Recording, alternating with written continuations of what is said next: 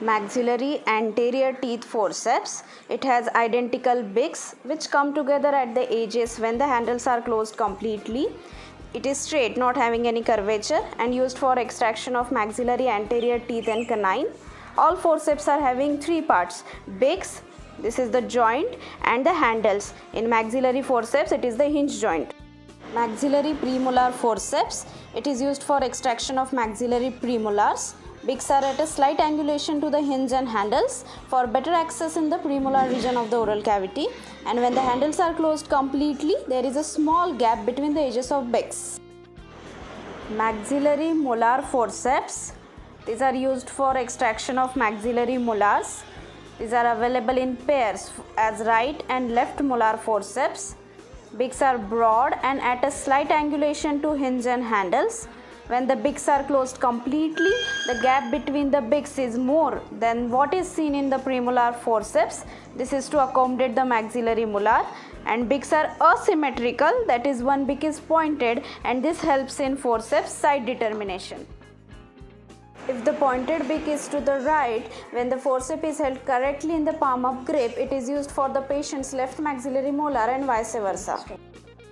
Maxillary cowhorn forceps. It is a paired forceps. These have unidentical beaks which are at an angle to hinge and handles.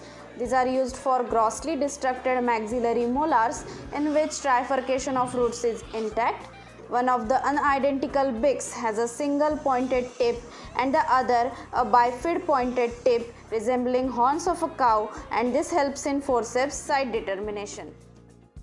Cylindrical beak tapering to end in a pointed tip engages the buccal trifurcation when the forceps is held correctly in the palm of grip, whereas the other beak has a forked end to engage the palatal root. Maxillary third molar forceps.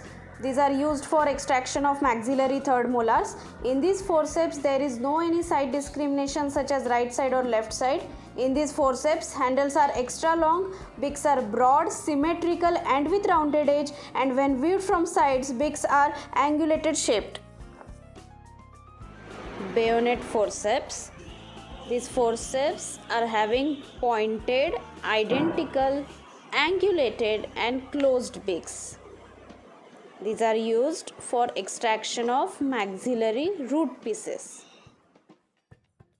Many times novices get confused between these, but if you observe them carefully, you can easily identify and discriminate them.